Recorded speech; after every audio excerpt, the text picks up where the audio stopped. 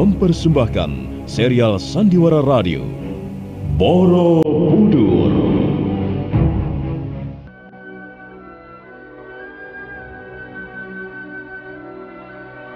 Di tanah Jawa, saat kerajaan Mataram kokoh berdiri, setindak demi setindak, perlahan namun pasti, berdiri dengan megah sebuah bangunan suci. Borobudur. Diangkat dalam serial Sandiwara Radio dalam kisah Pupusnya Keangkara-murkaan. Naskah karya Edi Dosa, ide cerita M. Satria Pinandita, dengan para pelaku Petrus Urspon sebagai Gunadarma, Lis Mardiana sebagai Biung Sinom, Teti sebagai Nilat Paladala, Edi Dosa sebagai Rakai Pikatan, Pripanggi sebagai Samirana, Idris Apandi sebagai Busudandai, Desi Indah sebagai Tejah Melati, Insan sebagai Telik Sandi, dibantu oleh Guritno, Ari, Lanti, Dewi Ayu, Elias Gibel, Wiwi, dan sederet bintang sandiwara radio lainnya. Pembawa cerita Asdi Suhastra, sutradara Edi Dosa.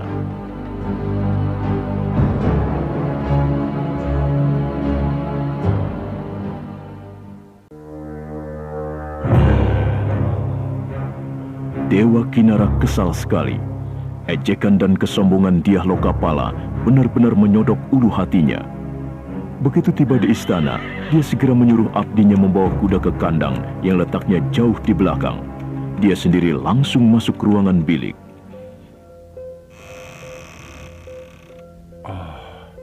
Pangeran sudah pulang.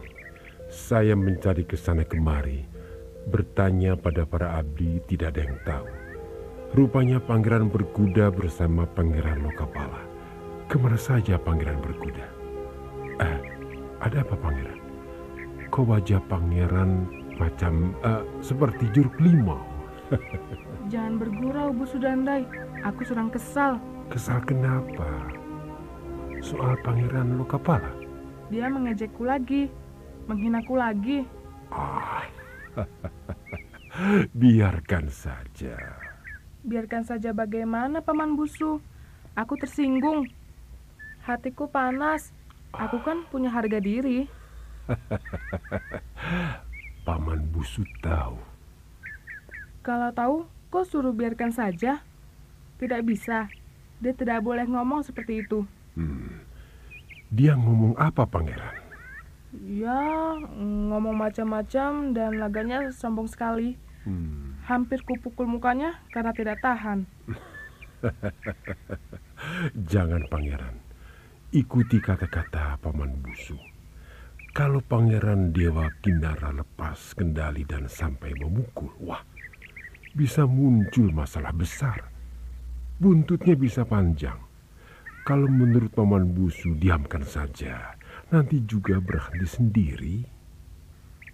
Paman Busu orang tua, bisa bersikap begitu. Aku kan masih muda. Ini bukan soal tua muda, pangeran, tapi dewasa dalam berpikir dan bertindak. Kalau Pangeran Dewa Kinara bertindak serampangan, hanya menuruti hawa nafsu, rencana Gusti Ratu Watan bisa berantakan di jalan. Sudahlah pangeran, jangan diambil hati. Sebaiknya pangeran pasang jarak yang tegas. Jangan terlalu akrab, jangan mengganggu, dan bersikap tenang kalau diganggu. Untuk sementara itu dulu yang bisa paman berikan, ya.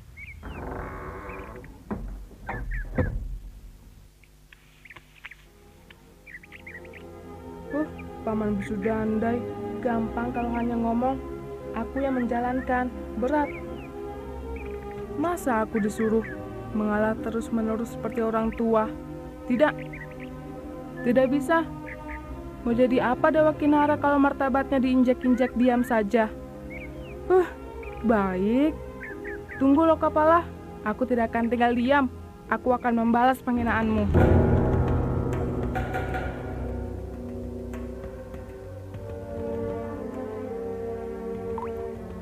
Aku lihat keadaanmu sudah semakin baik, Kakang. Iya, semua ini karena pertolonganmu.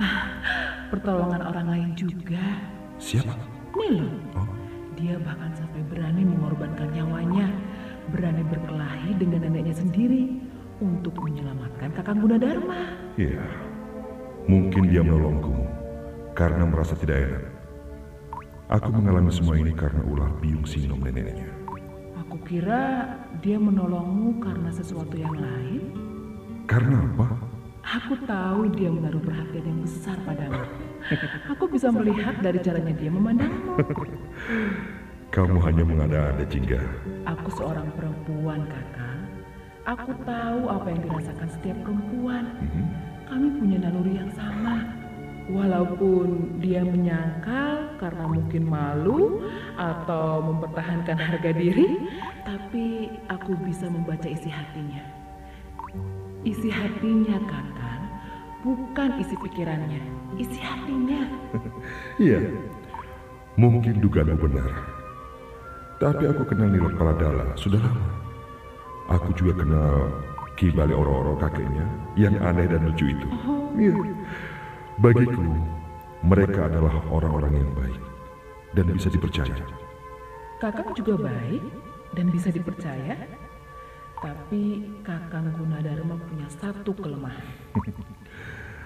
Aku akan merasa senang kalau kamu menunjukkan kelemahanku itu. Kakang terlalu dingin pada wanita. Sebenarnya tidak. Dingin seperti embun pegunungan. Barangkali karena aku terlalu berpikir keras mengenai kamu Bumi Sambara Budura. Sehingga aku tidak punya cukup waktu untuk memikirkan wanita. Kalau begitu, Kakang lebih berat pada kamu lah. Kalau aku berpikir tentang wanita, pasti itu untuk urusan pendamping dan untuk diriku sendiri. Sedang kalau aku berpikir tentang kamu Lang, itu kulakukan untuk menjunjung tinggi kebenaran Sang Buddha dengan seluruh ajarannya. Mana yang lebih penting? Tergantung dari cara kita memandang hidup ini. Apa Kakang tidak pernah merasa kesepian? Sering kesepian. Bahkan kadang-kadang hidup ini terasa senyap, hampa, kehilangan arti, sia-sia. Sebagaimana manusia biasa, aku juga ingin berhubungan dengan seorang wanita, menikah, hidup sebagai suami istri, punya anak, punya keluarga yang bahagia. Mengapa Kakang tidak melakukannya? Karena ada dorongan lain yang lebih kuat, lebih luhur sifatnya, lebih mulia. Sehingga kepentingan pribadiku tenggelam begitu saja. Mengapa Kakang tidak melawan? Dulu aku berontak. Aku mengadakan perlawanan habis-habisan. Tapi sekarang tidak lagi. Perang sudah selesai. Garis hidupku sudah ditentukan. Masa depanku adalah Kamulan Bumi Sambara Budura. Aku sudah banyak bercerita tentang diriku. Oh iya, kamu sendiri bagaimana, Kencana Jingga? Bagaimana apanya, Kakang? Siapa kamu ini sebenarnya? Kamu tiba-tiba saja muncul dengan menggunakan sosok Udiani. Tapi aku sama sekali tidak tahu tentang dirimu. Kamu tinggal di mana? Siapa orang tuamu? Dan kamu punya saudara atau tidak? Lucu. Memang lucu. Tapi ya, aku tetap saja tidak tahu siapa kamu. Tenang saja, Kakang. Suatu saat nanti, Kakang pasti tahu. Kok tidak sekarang? Sekarang belum saatnya Kencana Jingga mengungkap siapa dirinya.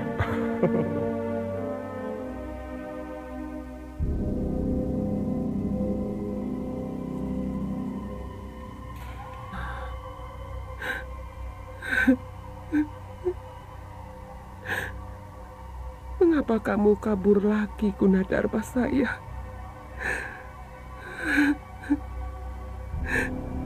Kamu jadi laki kok kabur-kaburan begitu. Ditinggal sebentar kabur. Memang susah punya pasangan laki-laki tampan. Banyak laga. Kayak dia yang paling ganteng. Dulu saat Byung Sino masih muda, badanku masih kencang semua. Muka belum keriput begini. Jangan tanya. Mau cari pasangan seperti Gunadarma, tinggal melambaikan tangan, dia pasti datang. Apalagi dengan kerdipan mata sedikit, pasti kelojotan dia. Tapi itu dulu. Kalau sekarang, ya memang susah. Kecuali kupaksa dia harus mau, baru bisa. Termasuk Gunadarma. Tapi kalau dia kabur-kaburan begitu, ya bagaimana? Awas kamu, akan ku cari sampai ketemu.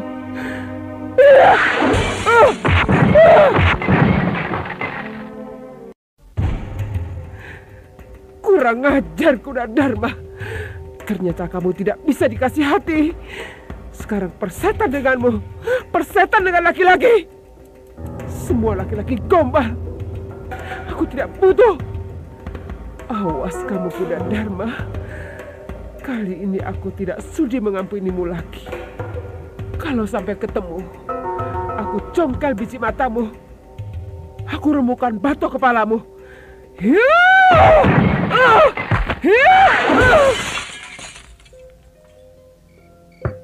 Lokapala? Lokapala? Oh, Dewa Kinara, ada perlu apa? Ayo masuk. Tidak usah, di sini saja. Masa bertamu lewat daun jendela?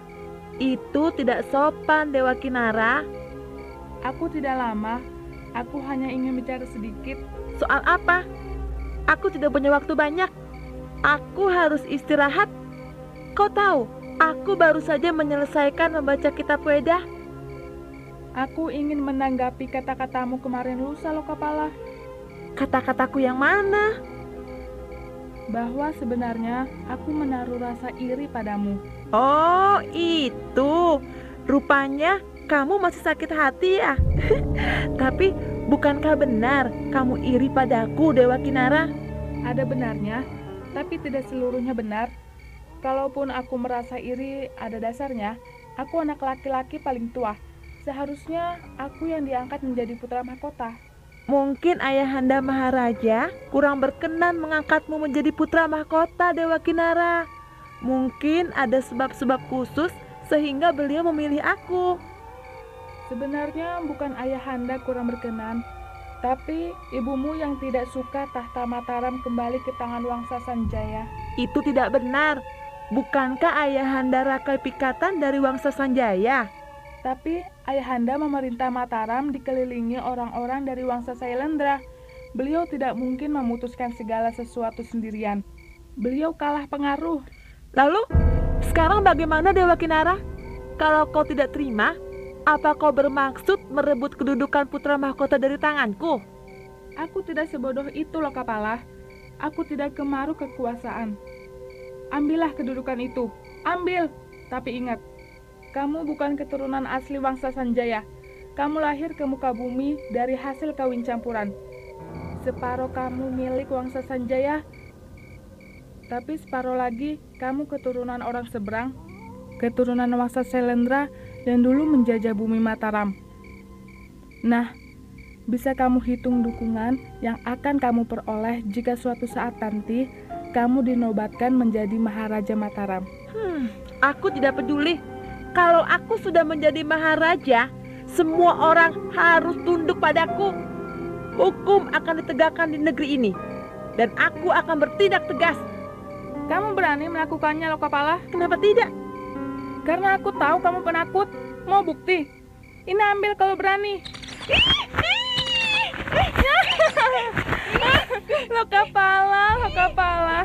Bagaimana kamu mau memimpin sebuah negeri kalau memegang tikus saja tidak berani? Awas kamu, Dewa Kinara, akan kubalas perbuatanmu.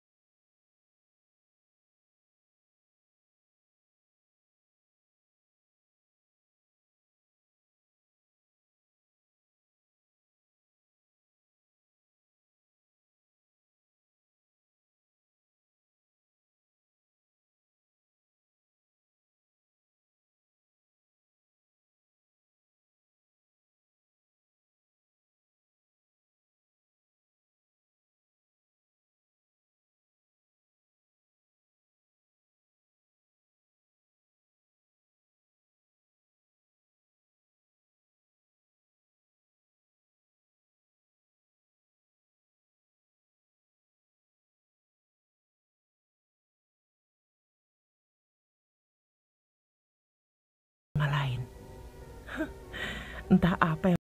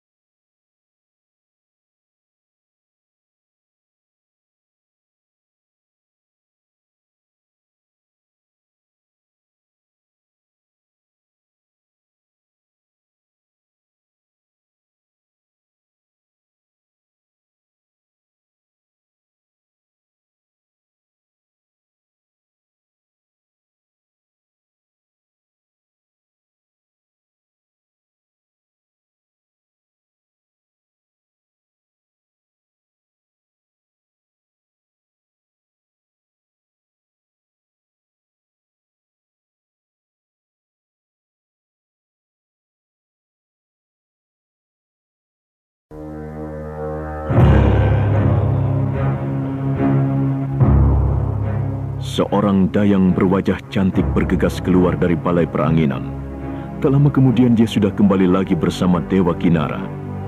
Pangeran muda itu tampak pucat, kakinya gemetaran. Apalagi Dyah Pramodawardhani ibu tirinya memandang tajam tak berkedip padanya. Duduk, Dewa Kinara. Daulat Ayahanda Maharaja.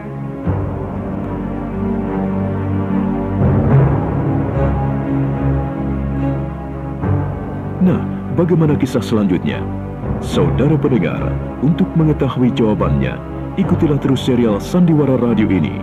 Borobudur. Sampai jumpa.